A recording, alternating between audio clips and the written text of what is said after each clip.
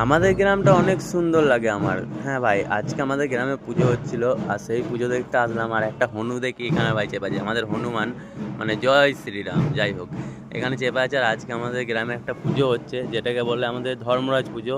Main কথা এটা যমরাজের পুজো, ঠিক আছে? তো দেখো, আমাদের এই হচ্ছে আমাদের স্কুল, আর পুজোটাও তোমাদেরকে দেখাচ্ছি। চলো, কীরকমভাবে পুজো হচ্ছে আর কোনটা ঠাকুর, ঠিক আছে? তো চলো দেখাচ্ছি। তো ভাই দেখতেই পাচ্ছ, এখানে ঢাকের আওয়াজ নিশ্চয়ই পাচ্ছ তোমরা।